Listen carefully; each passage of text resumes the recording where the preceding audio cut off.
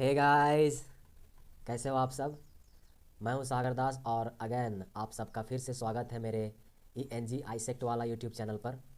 और मेरे आज के इस वीडियो का टॉपिक है फिगर्स ऑफ स्पीच, जिसे हिंदी में अलंकार कहते हैं। ठीक है, तो आइए वीडियो शुरू करते हैं।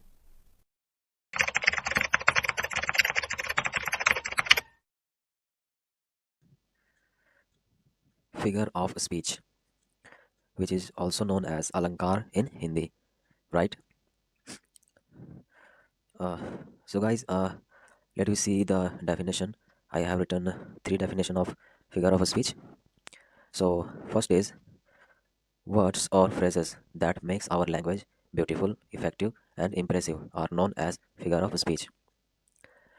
शब्द या phrases मतलब group of words, right? Group of words शब्दों का समूह जो हमारी भाषा को सुंदर, आकर्षित और इम्प्रेसिव मतलब एक यूनिक टाइप का फिगर बनाना माइंड में जो काफ़ी ज़्यादा टाइम तक रहे, राइट? एक अलग सा इमेज, एक यूनिक खूबी आ जाए, राइट? जो माइंड में एक एक डेफिनेट इमेज बना दे, राइट? जो जल्दी मिटे ना, ठीक ना? वही होता है impressive. Are known as figure of speech, और उसे हम फिगर ऑफ स्पीच के नाम से जानते हैं, ठीक है? और second is when words means something other than their literal meaning, मतलब जब शब्द या शब्दों का समूह एक अलग मीनिंग देता है या कुछ और भी मीनिंग देता है अपने लिटरल मीनिंग के अलावे, मतलब जो उनका नॉर्मल मीनिंग होता है या जो लिखा हुआ उनका मतलब निकल के आता है उनके अलावे, उसके अलावे और कुछ मीनिंग्स देते हैं, that is called figure of speech, right? और third is it is a figurative speech. Figurative means makes figure और इमेज इन माइंड, राइट? मतलब ये हमारे दिमाग में एक इमेज बना देता है, राइट? और एज वी नो कि इमेज हमारी हमारे माइंड में एज कम्पेयर टू वर्ड ज़्यादा देर तक रहती है, ठीक है? So guys let we move to the concept of figure of speech, right? From here this is a concept diagram of figure of speech, right? Guys, figure of speech को हिंदी में अलंकार कहते हैं और इसका जो सिनोनिमस सिनोनिमस होता है उसे आभूषण कहते हैं, ठीक है? और इसे हम गहने जेवर के नाम से भी जानते हैं। और देखो ये जो प्रीशियस रिसोर्सेस है ना, जैसे गोल्ड, सिल्वर, डायमंड, पर्ल, इनका यूज़ जहाँ भी होता है ना, चाहे वो लिविंग हो या नॉन लिविंग हो, उसकी वैल्यू, प्राइस और ब्यूटी तीनों बढ़ जाती है, राइट? अब यही सेम काम ना हमारे गोल्ड, सिल्वर, डायमंड और पर्ल का काम ना अब types of figure of speech करेंगे हमारे स्पीच की वैल्यू, प्राइस और ब्यूटी बढ़ाने में, राइट? ये क्या करते थे कि जो रिसोर्सेज होते थे उसकी, चाहे वो लिविंग हो चाहे नॉन लिविंग हो, उसकी ब्यूटी, वैल्यू और प्राइस बढ़ाते थे। अब ये जो types of figure of speech हैं हमारी स्पीच की वैल्यू, प्राइस और ब्यूटी बढ़ाएंगे, right? Price price in the sense आप ले लो, वर्ड्स थोड़ा ना या स्पीच हमारी ना थोड़ी हैवी हो जाती है, राइट? मतलब वजनदार स्पीच हो जाती है, right? This is price of, मतलब heavy words, right? Not of a buying price of something, right? ये किसी चीज़ की दाम, किसी वस्तु का दाम वाला प्राइस नहीं है, बल्कि यहाँ पर इस प्राइस का मतलब है हैवी वर्ड्स, राइट? तो नाउ गाइज आई थिंक आपको कंसेप्ट समझ में आया होगा, और let me move to the types of figure of speech. So types of figure of speech, and the first type is simile, इसे हम हिंदी में उपमा अलंकार कहते हैं, राइट? इसमें क्या होता है? Comparison between two different thing using like और एज, मतलब दो भिन्न भिन्न थिंग के बीच कंपैरिजन होता है लाइक और एज का इस्तेमाल करते करके। लाइक और एज का इस्तेमाल करके हम लोग कंपेयर करते हैं टू डिफरेंट थिंग के बीच में, राइट? इसके एग्जांपल हम लोग देखते हैं तो वी मतलब हमें ये ज़्यादा क्लियर होगा, right? First is she is like an angel, वह एक एंजल की तरह है, राइट? एंजल मतलब समझ रहे हैं ना, हम लोग देवदूत इसको कहते हैं, राइट? या तो हम लोग कहते हैं कि one in a million, right? लाखों में एक होना। Non comparable, right? मतलब जो एक श्री, मतलब जो लड़की है उसका, वो एक एंजल की तरह है, राइट? देखो गाइस, इसे नॉर्मली हम लोग कैसे कह सकते थे कि सी इज़ वेरी ब्यूटीफुल या she is very good, right? और ऐसे भी कह सकते थे कि no one can compare her, right? But guys यहाँ पे हमने क्या किया? She is like an angel, right? तो as we have seen in the definition that whatever we are doing with the words and group of words only for making the speech very effective, impressive and attractive, right? हम लोग जो भी अपनी यहाँ से जितने भी टाइप्स हम लोग पढ़ेंगे, उन टाइप्स में हमारा मेन उद्देश्य यही होगा कि जो हमारी नॉर्मल स्पीच होती है उसको एक हैवी स्पीच देना, राइट? एक मतलब एक अलग सा उसमें अट्रैक्टिवनेस इंप्रेशन सामने वाले के माइंड पे पड़े, इस तरह से उसको प्रेजेंट करना, इस तरह से उसको बोलना, राइट? तो इसको हम लोग जनरली ऐसे भी बोल सकते थे कि सी इज़ वेरी ब्यूटीफुल, या ठीक है, लेकिन हमने वैसा ना करके इसको एक एंजल से कंपेयर कर दिया है। क्यों? ताकि ये मोर इंप्रेसिव लगे, राइट? सेकंड है Ravi works as slow as a turtle. मतलब रवि जो है कैसे काम करता है, एक टर्टल के जैसा। टर्टल मतलब आप समझ रहे हैं ना, कछुआ, एक बहुत ही स्लो टाइप का जंतु होता है ना? तो देखो यहाँ पर इसको नॉर्मली हम लोग कैसे कह सकते थे कि Ravi works slowly, right? But what we have done here, Ravi works as slow as a turtle so that it becomes more effective, more impressive and more powerful, right? ये सुनने में थोड़ा सा हमें काफ़ी वजनदार वर्ड लग रहा है ना? एक वजनदार स्पीच बन गई है। अदरवाइज अगर हम लोग कहते हैं कि रवि वर्क स्लोली, तो it is a literal speech, right? Now third is the world is like a stage. Guys ये जो सेइंग है ना, इसको the great dramatist and poet William Shakespeare ने कहा है, राइट? तो the student of literature are very familiar with this. What they say that the पूरी दुनिया एक मंच की तरह है, राइट? ठीक है, यहाँ पर आप देखो कि वर्ल्ड का कंपेयर स्टेज से किया गया। क्यों किया गया ऐसा? ताकि एक अलग सा इंप्रेशन बने, एक जो हमारी स्पीच है वो काफ़ी ब्यूटीफुल बन जाए, ठीक है ना? And second is metaphor. Metaphor को हम लोग हिंदी में कहते हैं रूपक अलंकार, ठीक है ना? मेटाफर क्या होता है? अ simplified condensed implied form of सिमिले। मतलब कि सिमिले का ना ये एक छोटा रूप है, ठीक है? मतलब एक कंजिस्ट रूप है ना? छोटा रूप है। Let me move to the example so that it becomes clear. First is the camel is the shape of desert. Guys देखो, हम लोग यहाँ पे ना, यहाँ पर भी हम लोग कंपेयर ही करते हैं, बट हम लोग ना लाइक और एज का यूज ना करके हम लोग directly we compare directly to a thing, to a definite thing, right? मतलब हम लोग डायरेक्टली कंपेयर करते हैं कि वो जो है ना, वो लाइक, वो उसकी तरह नहीं बल्कि वही ही है, right? Like not use of like but directly the thing is the definite thing, right? तो फर्स्ट है the camel is the shape of dessert. मतलब जो ऊँट होता है उसे वह रेगिस्तान का जहाज है। इसको गाइस देखो, अगर according to similar if we talk, तो यहाँ पे क्या होना चाहिए कि the camel is like the shape of desert, right? लेकिन मेटाफर में क्या है कि we directly compare that the camel is the shape of desert, right? देखो, इसको नॉर्मली हम लोग कैसे कर सकते थे कि the camel is the animal which is used to transport things in desert, right? ये हो गया आपका normal speech. But in according to figure of speech हम क्या कहेंगे कि the camel is the shape of desert. हम ऐसा क्यों कह रहे हैं? ताकि इस स्पीच में ना, जो नॉर्मल स्पीच था उससे हट के इसमें कुछ मतलब आता है, राइट? उससे एक अलग वैल्यू इसकी बढ़ जाती है इस स्पीच की, इसलिए हम ऐसा कर रहे हैं, ठीक है? सेकंड है ही इज द स्टार और हीरो ऑफ देयर ग्रुप। मतलब वह अपने ग्रुप का स्टार है, प्रोटैगनिस्ट है, मेन कैरेक्टर है, राइट? देखो गाइस, इसको हम लोग नॉर्मली कैसे कर सकते थे कि he is the main person of his group, right? But हमने क्या बताया कि he is the star of their group so that it becomes more impressive, more attractive, more effective, right? Because ये स्पीच काफ़ी इंप्रेसिव लग रही है as compare to एक नॉर्मल स्पीच के मामले में, ठीक है? थर्ड है the world is a stage. देखो यहाँ पे मैंने लाइक का इस्तेमाल किया था ना, like a stage, but here we see that is a stage. The world is a stage, ठीक है? अब हम लोग थर्ड पे आते हैं। थर्ड है मेरा एलिट्रेशन। एलिट्रेशन में क्या होता है? Repetition of initial consonant sound और लेटर, राइट? इसको हिंदी में अनुप्रास अलंकार कहते हैं, ठीक है ना? इसमें रेपिटेशन होता है इनिशियल कंसोनेंट साउंड और लेटर का। गाइस देखो, consonant sound, consonant letter, vowel sound, vowel letter, ये चारों ना अलग अलग होते हैं, राइट? कंसोनेंट साउंड हमारे 24 होते हैं, जबकि कंसोनेंट लेटर हमारे 21 होते हैं। वोवेल साउंड हमारे 20 होते हैं, जबकि वोवेल लेटर्स हमारे 5 होते हैं, राइट? तो इस कंसेप्ट को आप ध्यान में रखना, क्योंकि इससे कन्फ्यूजन उत्पन्न होती है, ठीक है? फर्स्ट एग्जाम्पल है two teachers taught us tragedy. मतलब दो शिक्षक हमें ट्रेजेडी पढ़ाते हैं। गाइस देखो, इसको हम लोग नॉर्मल एक लिटरल मीनिंग के हिसाब से कैसे कह सकते थे कि Ravi sir and Vaibhav sir teachers us tragedy, taught us tragedy. But नहीं, यहाँ पे हमने क्या, एक अट्रैक्टिव, एक अलग सा इंप्रेशन देने के लिए इसमें two teachers taught us tragedy, T T T T, right? तो हम देख सकते हैं यहाँ repetition of initial consonant sound हो रहा है, और एक नॉर्मल मीनिंग से हटकर ये एक अलग मीनिंग और एक काफ़ी हैवी स्पीच बन गई है, ठीक है? सेकंड है Zubin jumped from the jeep in the jungle. Zubin jump, jeep, jungle, J J J J, right? देखो गाइस, इसको नॉर्मली हम लोग कैसे कर सकते थे कि Zubin jumped from the vehicle, है ना, in the forest, right? But हमने वैसा ना करके एक हम लोगों ने ना इसको टंग ट्विस्टर दिया, इसको, है ना, टंग ट्विस्टर के फॉर्म में। टंग ट्विस्टर मतलब समझ रहे हैं ना? रिपीटेशन ऑफ एक definite sound, right? So that it becomes like a rhyme, ठीक है? तो देखो जे जे जे जे, यहाँ पे क्या repetition of initial consonant sound हो रहा है? हाँ, हो रहा है, ठीक है? और क्या यह नॉर्मल मीनिंग से हटकर एक इंप्रेसिव स्पीच बन गई है? तो बन गई है, ठीक है? थर्ड है the big boy blowed the balloon. यहाँ पर भी आप देखो, big boy blowed balloon, B B B B. तो here also we see that the there is the repetition of initial consonant sound, and ये हम लोग ऐसा क्यों कर रहे हैं? बी बी बी बी ऐसा क्यों कर रहे हैं? सो that it becomes more impressive, right? देखो गाइस, फिर मैं आपको अंत में इन तीनों टाइप के अंत में एक बात बता देना चाहता हूँ, that as we have discussed in the definition of figure of speech, that whatever we will do in our speech using types of figure of speech, the main thing is to make our speech more impressive, more attractive and more effective, right? इसलिए हम ये ऐसा कर रहे हैं, ठीक है? शब्दों के साथ हम लोग खेल रहे हैं, ठीक है? Now move to the fourth type. Fourth is assonance. इसे हम हिंदी में स्वर साम्य अलंकार कहते हैं, ठीक है? इसमें क्या होता है? Repetition of the same vowel sound but start with different consonant sound. मतलब इसमें ना रेपिटेशन होता है सेम वोवल साउंड का, लेकिन वो किससे शुरू होते हैं? अलग अलग कंसोनेंट साउंड से, right? Let me move to the example so that it becomes more clear. Example first is new pens are tens. Guys look here, new pen ten, E E E, right? क्या यहाँ पे same vowel sound repeat हो रहा है? हाँ हो रहा है। क्या स्टार्टिंग लेटर कंसोनेंट साउंड है, डिफरेंट कंसोनेंट साउंड है? हाँ है, एन पी टी, राइट? तो देख लो यहाँ पे हमने कैसे इसको एक इम्प्रेसिव स्पीच बनाया है, राइट? सेकंड है how is your health now. How, your, now, O. Is the vowel sound is repeating here? Yes, repeating here. Is the consonant sound initial consonant consonant sound are different? Yes, H, Y, N, right? So here we see that this speech also has become more impressive than a normal speech, right?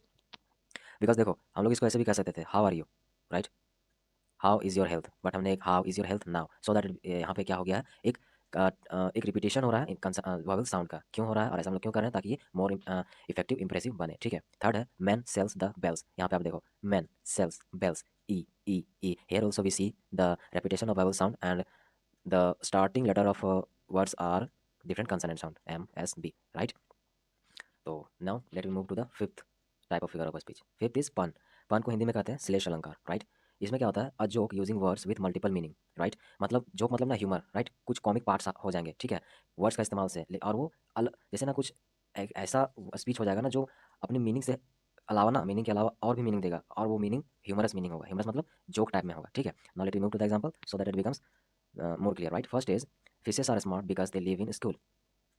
मछलियाँ smart होती हैं क्योंकि वो school में रहती हैं। Guys देखो, school एक वर्ड है ना, स्कूल का मतलब क्या होता है? एक वो जहाँ हम लोग बचपन में पढ़ाई करते थे, right? But guys the main thing which is to be noticed is school का मतलब ना ग्रुप ऑफ फिशेस भी होता है, राइट?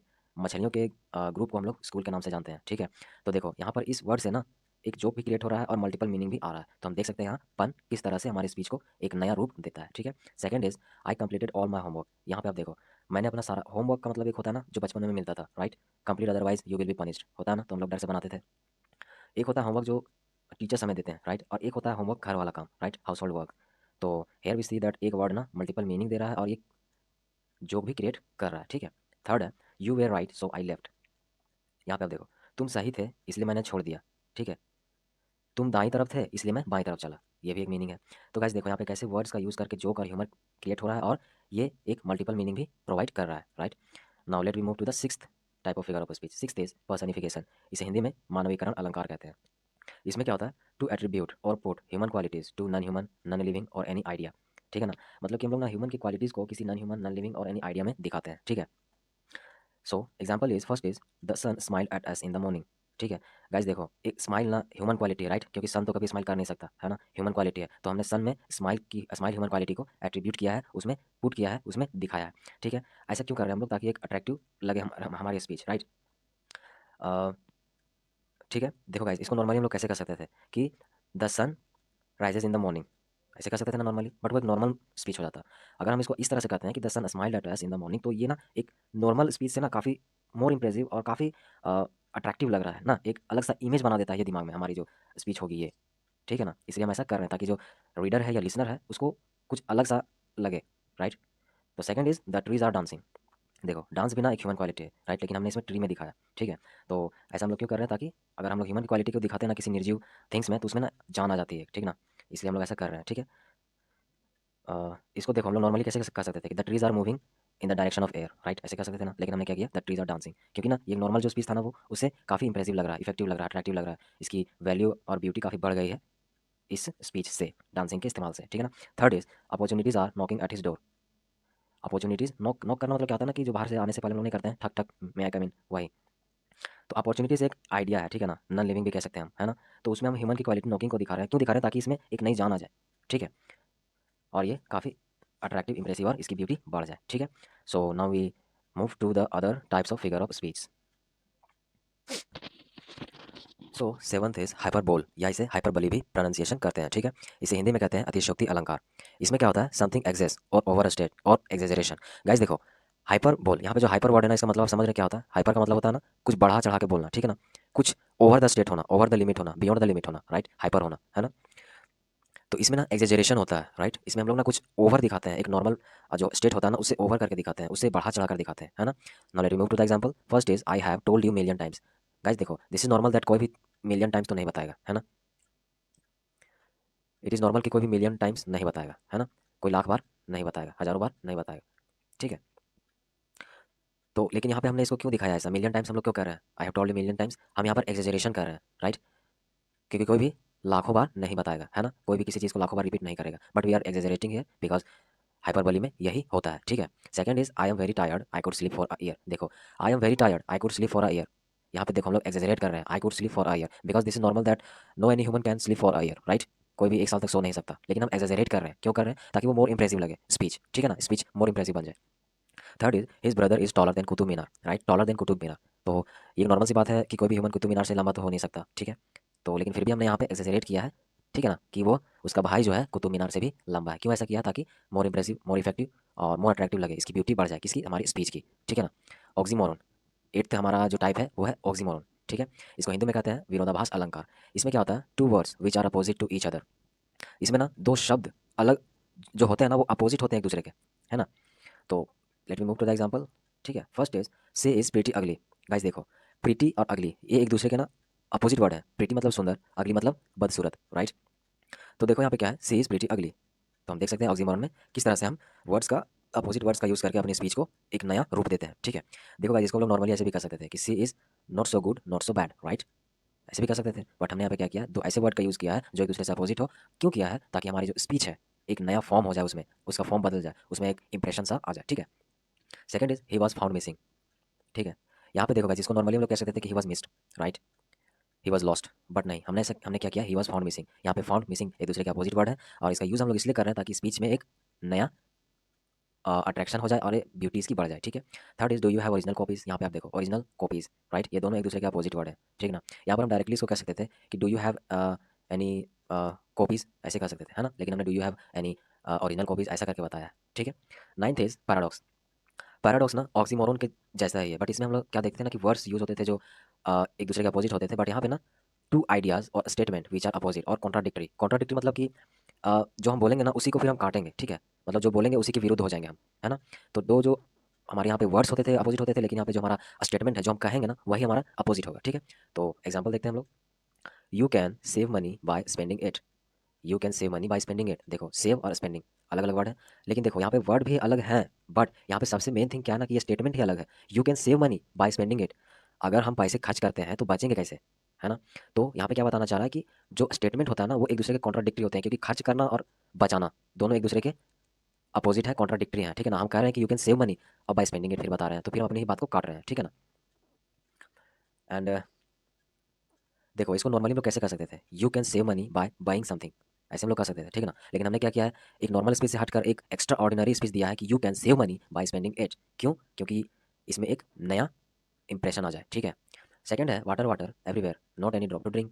पानी हर तरफ है लेकिन पानी एक भी बूंद नहीं पीने के लिए। अब देखो पानी अगर हर तरफ होगा तो फिर पीने के लिए पानी नहीं है, एक ड्रॉप भी नहीं है, ये कैसे हो सकता है? तो देखो हम बोल रहे हैं वाटर एवरीवेयर, फिर हम अपनी बात को काट रहे हैं कि not any drop to drink. तो यहाँ पर देख रहे हैं कि हम जो स्टेटमेंट दे रहे हैं वो एक दूसरे के कॉन्ट्राडिक्टरी में है, ठीक है? तो इसी को पैराडॉक्स कहते हैं, ठीक है ना? थर्ड है this is the beginning of an end. फिर देखो this is the beginning of an end, हम कह रहे हैं कि यही शुरुआत है, फिर हम कह रहे हैं कि एक अंत है। शुरुआत है अंत है, तो देखो स्टेटमेंट हमारा कॉन्ट्राडिक्टरी है ना, तो यही पैराडॉक्स होता है, ठीक है? गाइस देखो again I will repeat that why we are playing with these words statement, right? Something she is pretty ugly, sometime we say that this is the beginning of an end, sometime we say his brother is taller than Qutub Minar. Why we are doing this?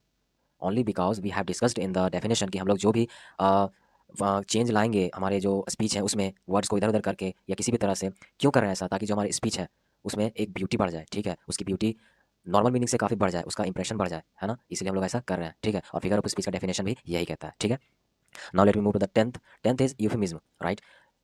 What happens in this कि a way of speaking unpleasant thing in a pleasant way. मतलब ना किसी के बारे में हम मान लो कभी कुछ ऐसे वर्ड्स यूज़ कर देते हैं ना जो सामने वाले को हम ऑफेंसिव लगता है, मतलब कि उनको इंसल्टिव वर्ड यूज़ करते हैं, बट ना सामने वाले को इंसल्टिव नहीं लगता है, राइट? ये इसका कहने का मतलब है कि कुछ ऐसे इस तरह से बोलना ना कि वो अनप्लेजेंट हो, मतलब कि थोड़ा सा इंसल्टिव लगे, इंसल्टिव हो, बट ना उस जो सामने वाला है ना उसको इंसल्ट लगेगा ही नहीं, ठीक है? तो एग्जाम्पल से देखते हैं हम लोग। फर्स्ट है don't tell a fairy tale. मतलब देखो यहाँ पे क्या बोलना चाह रहा है कि डोंट टेल मी अ लाई, ठीक है? देखो don't tell a fairy tale एक प्लेजेंट वे ऑफ स्पीकिंग हो गया, डोंट टेल मी अ लाई ये एक अनप्लेजेंट वे ऑफ स्पीकिंग हो गया, ठीक है? मुझे परियों की कहानी मत सुनाओ, किसी को कहेंगे तो उनको बुरा नहीं लगेगा, लेकिन हम उन्हें ये कह दें कि मुझसे झूठ मत कहो तो मे बी कि जो सामने वाला लिसनर या रीडर है उसको बुरा लगे, ठीक है? Second is he couldn't make it. ये एक प्लेजेंट वे है हमारे स्पीच का, but on the other hand he is failed, ये एक अनप्लेजेंट वे है, ठीक है? किसी को हम अगर ये कहेंगे ना कि ही इज़ फेल्ड, ठीक है, रवि इज़ फेल्ड, तो मे बी कि उसको ना काफ़ी हर्ट कर सकता है, ठीक है? उसको अच्छा नहीं लगे, ठीक है ना? लेकिन अगर उसको हम यही प्यार से कहेंगे कि he could not make it, right, तो वो उसको ना इंसल्टिव नहीं लगेगा, ठीक है ना, वो एक प्लेजेंट वे ऑफ स्पीकिंग हो जाएगा, ठीक है। सेम है थर्ड। गाइज यहाँ पे थोड़ा सा ये जो वर्ड है ना ऊपर वाला यहाँ पे आएगा एंड यहाँ ये सेंटेंस ऊपर जाएगा, so sorry for that, right. His friend died, ये एक अनप्लेजेंट वे है। हिज फ्रेंड पास्ड अवे, ये एक प्लेजेंट वे है, ठीक है। किसी के बारे में डायरेक्ट ये बोलते हैं कि ही इज डेड या हिज फ्रेंड डेड, ठीक है, तो ये काफ़ी ऑफेंसिव लगता है, काफ़ी अनप्लेजेंट लगता है ना। लेकिन उसको अगर यही प्यार से कहें कि हिज फ्रेंड पास्ड अवे, तो गाइज देखो ये जो स्पीच है ना, ये एक प्लेजेंट वे हो गया है ना, सामने वाले को बुरा लगेगा ही नहीं ऐसा बोलने से, ठीक है ना। तो यही काम यूफेमिज्म में होता है, ठीक है। 11th है मेरा ओनोमेटोपोइया, ठीक है, इसको हिंदी में कहते हैं ध्वनि सूचक अलंकार। इसमें क्या होता है, in this figure of speech the sound suggest the sense और मीनिंग, ठीक है। इसमें ना जो साउंड होगा ना उससे हम लोग मीनिंग को समझेंगे, ठीक है ना, साउंड ही हमारा है ना मीनिंग को बतलाएगा, इसलिए इसको ध्वनि सूचक भी कहते हैं, है ना, ठीक है। एग्जाम्पल से हम लोग देखते हैं, द कैट्स म्यू, देखो बिल्ली क्या करती है, म्यू, ठीक है ना। तो देखो यहाँ पर हम इसको ऐसे भी कह सकते थे कि द कैट्स इज क्राइंग, ठीक है, the cats is speaking in a loud voice, ऐसे भी कह सकते थे, ठीक है। लेकिन हमने क्या किया, द कैट्स म्यू, ठीक है, मतलब म्यू वर्ड का हमने यूज़ किया है क्राइंग और लाउडर वॉइस का के बदले, ठीक है ना। तो म्यू देखो, म्यू हम लोग जैसे करते हैं ना तो हमारे दिमाग में एक इमेज बनता है, किसका, कैट का, और वो इमेज हमारे दिमाग में एक कैट का इमेज के साथ साथ उसकी जो साउंड होती है उसको भी रिप्रेजेंट करता है, ठीक ना, इसलिए हम लोग ऐसा कर रहे हैं, ठीक है। सेकंड है द बैलून पॉप्स, राइट। तो देखो पॉप्स जो है ना, ये वर्ड सुनते ही ना हमारे दिमाग में फटाक से एक इमेज आ जाता है ना, पॉप्स का, ठीक है, फटना, ठीक है। तो इसलिए हमने ये वर्ड्स यूज़ किया बिकॉज ये साउंड ना हमारे दिमाग में बलून और उसकी जो एक्टिविटी होती है उसका एक सेंस देता है ना। थर्ड है द लायन रोर्स लाउडली, ठीक है, रोर्स लाउडली, रोर्स है ना, रोर्स का जैसे हमारे वर्ड में ये एक साउंड वाला वर्ड है, तो इस वर्ड का जैसे हम यूज़ करते हैं ना हमारे दिमाग में एक इमेज बनता है लायन का, ठीक है ना, टाइगर का, है ना। तो इसलिए हम इसे इस फिगर ऑफ स्पीच में क्या होता है कि साउंड सजेस्ट द सेंस और मीनिंग, है ना। And the 12th is climax, climax मतलब series of idea in an ascending order, है ना, मतलब जो इंपॉर्टेंस वाइज जो घटना होती है ना उसका एक क्रम होता है क्लाइमैक्स का मतलब, ठीक है ना, उसको हम लोग एक क्रम में रखते हैं, इंपॉर्टेंस के क्रम में, ठीक है। एग्जाम्पल है ही केम, ही फाउट, ही कंकर्ड, है ना, वह आया, वह लड़ा, वह जीता, ये एक असेंडिंग ऑर्डर है, इंपॉर्टेंस वाइज है। अगर हम लोग इसको ऐसे कहते हैं कि ही फाउट, ही कंकर्ड, ही केम, ही कंकर्ड, ही केम, ही फाउट, तो ये एक कोई इसका सीरीज नहीं बनता, इसका कोई ऑर्डर नहीं बनता, ठीक है ना, कोई इसकी इंपॉर्टेंस वाइज ऑर्डर नहीं बनती। लेकिन हमने इसको जैसे ही केम, ही फाउट, ही कंकर्ड बताया है तो यहाँ पर हम देखते हैं कि एक असेंडिंग ऑर्डर का एक सीरीज बन गया है ना। सेकंड है Sagar lost his family home and car, यहाँ पे देखो मोस्ट इंपॉर्टेंट क्या है, फैमिली, उसके बाद कार, घर, उसके बाद कार, ठीक है ना। तो यहाँ पर आप देख सकते हो कि ये सीरीज ऑफ असेंडिंग ऑर्डर है कि सागर ने फैमिली और होम और घर को खोया, ठीक है।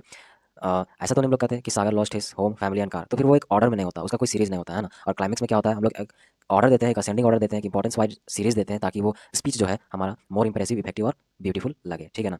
गाइज एक और होता है एंटी क्लाइमेक्स, है ना, एंटी क्लाइमेक्स ना जस्ट क्लाइमेक्स से उल्टा होता है, असेंडिंग ऑर्डर है ना, डिसेंडिंग ऑर्डर हो जाएगा उसमें। उसमें जो कम इंपॉर्टेंस वाली थिंग है वो पहले आएगी, उसके बाद उससे ज़्यादा, उससे ज़्यादा, ठीक है, और जो सबसे कम इंपॉर्टेंस वाली चीज़ है वो अ, जो सबसे ज़्यादा इंपॉर्टेंस वाली चीज़ है वो सबसे अंत में आएगी, ठीक है ना।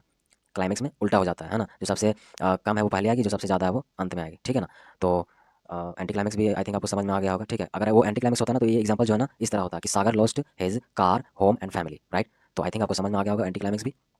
एंड गाइस एट लास्ट हम लोग ऐसा क्यों कर रहे हैं, वर्ड्स के साथ, सेंटेंस के साथ, फ्रेजेस के साथ क्यों ऐसा हम लोग हेर फेर कर रहे हैं, क्यों बैलून पॉप्स कर रहे हैं, क्यों ही फेस फेल्ड की जगह he could not make it कर रहे हैं, क्यों इसको एक सीरीज वाइज इंपॉर्टेंस वाइज हम लोग बता रहे हैं, ऐसा क्यों कर रहे हैं हम लोग, क्योंकि because we have deal in the definition of figure of speech कि हम जो जितने भी स्पीच देंगे उसमें एक ब्यूटी लाएंगे, उसका एक इंप्रेशन बनाएंगे, उसमें इफेक्टिवनेस लाएंगे, इसलिए हम इस तरह से वर्ड्स के साथ खेल रहे हैं, है ना। So guys the video of figure of speech ends here and thank you guys. First time देख रहा हूँ तुझे, तेरी पर्सनालिटी तेरे नाम से फर्स्ट टाइम देखने के बाद कोई जिंदा रहता ही नहीं, दोबारा मिलने का चांस ही नहीं देता मैं। तेरे जैसे 2 कौड़ी के क्रिमिनल में इतना एटीट्यूड है तो मुझ जैसे जस्टिस के पुजारी में कितना एटीट्यूड होगा।